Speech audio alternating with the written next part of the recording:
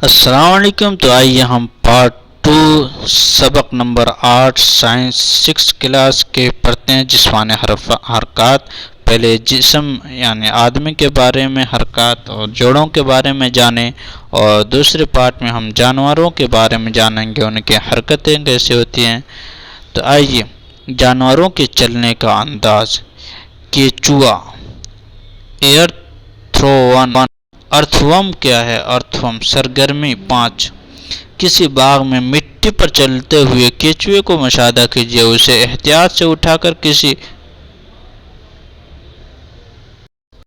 Paper یا جازب پہ اوپر رکھیے، اس کی حرکت کا مشاہدہ کیجیے، اس کے بعد اسے کسی چکنے کا کانچ کے پلیٹ پہ پھسلتے والی سطح پر رکھیے۔ اب اس کی حرکات کا کیجیے۔ یہ کاغذ کی اوپری والی حرکت سے بہت ہی مختلف ہے۔ کیچوا کی حرکت دیکھیے۔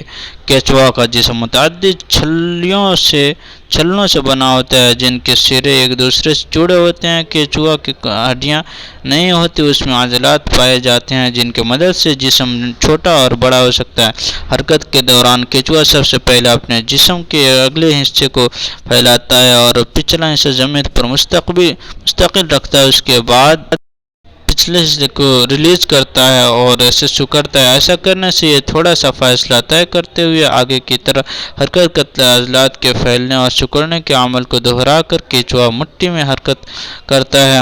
جسم سے خارج ہونے والا چکنا مادہ اسے حرکت کرنے میں مدد کرتا ہے۔ یہ اپنے جسم کے حصے کو زمین پر کس طرح مستقل رکھتا ہے؟ اس کے جسم کے نیچے بہت بڑی تعداد بال جیسے ابھار ہوتے ہیں۔ یہ ابھار عضلات ہوتے ہیں جو چلنے میں اس کی مدد کرتے ہیں۔ تو آئیے گھونگا کے بارے میں آگے پڑھتے ہیں۔ عملی 6۔ کسی باغ سے ایک گھونگا لائیے۔ کیا آپ نے اس کے پیٹھ کے اوپر ایک گول ساخت دیکھی ہے؟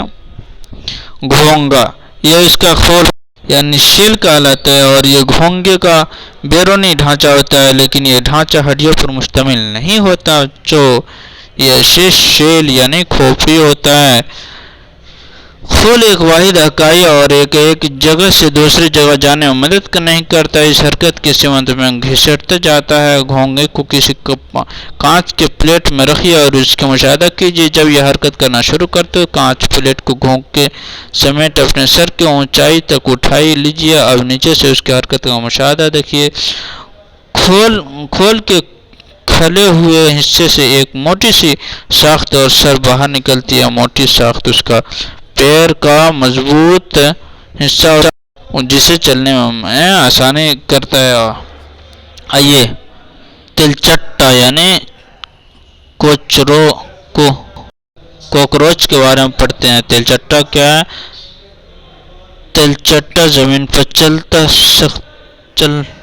چل سکتا ہے اور اوپر نیز ہوا میں اڑتا بھی ہے، جو اسے چلنے میں مدد دیتی ہے۔ جس بیرونی سخت ڈھانچے سے رہتا ہے، یہ بیرونی ڈھانچہ مختلف اکائیوں سے بنا ہوتا ہے جو ایک دوسرے سے جڑی رہتی ہے اور اسے حرکت کرنے میں مدد دیتی ہے۔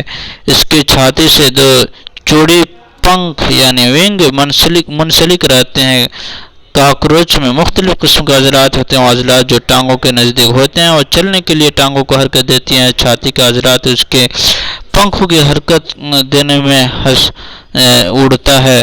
پرندے کے بارے میں برڈز کے بارے میں پڑھتے ہیں۔ پرندے ہوا میں اڑتے ہیں اور زمین پر چلتے ہیں۔ کچھ پرندے مثلاً تخے اور ہنس پانی میں تیر بھی سکتے ہیں۔ پرندے اڑ سکتے ہیں کیونکہ ان کا جسم اڑنے کے لیے نہایت موزوں ہوتا ہے۔ ان کی ہڈیاں کھوکھلی اور ہلکی ہوتی ہیں۔ پچھلے لمب سے ہینڈ چلنے اور کسی شاخ وغیرہ پر بیٹھنے پیرچپ کے لیے نہایت موزوں ہوتے ہیں۔ اگلے پڑھتے ہیں۔ اگلے پیر فور لمب پنکھوں کی شکل میں ہوتی ہے۔ کاندھے کی ہڈیاں مضبوط ہوتی ہیں۔ چھاتی کی ہڈیاں اس انداز کی ہوتی ہیں۔ وہ اڑنے میں مدد کرنے والی عضلات فلائنگ مسلز کو پکڑے رہتی ہے، جن کا استعمال پنکھوں کو اوپر نیچے حرکت اپنے میں کیا جاتا ہے۔ جیسے یہ پنکھوں کو دیکھ سکتے ہیں جو جڑے رہتے ہیں پنکھیں ان کے عضلات سے۔ آئیے مچھلی کے بارے میں یعنی فش کے بارے میں پڑھتے ہیں۔ عملی کام نمبر 8۔ ایک کاغذ کی کشتی بنائیے، اسے پانی میں رکھیے اور اس کے ایک تنگ سرے کو آگے کی طرف رکھتے ہوئے ہلکا سا دبائیے. کیا یہ پانی میں آسانی سے حرکت کرنے لگتی ہے. آپ کشتی کو دونوں جانب سے پکڑیے اور چھوٹی طرف سے پانی میں ڈھیل دیجیے. جب آپ پانی میں ڈھکیلیں گے تو جب آپ یہ دیکھ سکتے ہیں کشتی سے کھلنا. کیا آپ نے نوٹ کیا کہ کشتی کی شکل کچھ مچھلی جیسی ہے. مچھلی کا سر اور دم اس کے جسم کے درمیان حصے کو مقابلے میں چھوٹے ہوتے ہیں. جسم دونوں سروں پر پتلا ہوتا ہے. یہ جسمانی شکل سیل خطی یعنی اسٹریمائنڈ کہلاتی ہے. سیل خطی کہلاتی ہے. مچھلی شکل اس طرح کی ہوتی ہے کہ پانی اس کے چاروں طرف آسانی سے بہہ جاتا ہے اور مچھلی کو پانی کے اندر حرکت کرنے میں مدد ملتی ہے. مچھلی کا ڈھانچہ مضبوط عضلات سے ڈھکا رہتا ہے. تیرنے کے دوران عضلات جس کے اگلے حصے کو ایک جانب خمیدہ کر دیتے ہیں اور دم والا حصہ دوسری جانب مڑ جاتا ہے.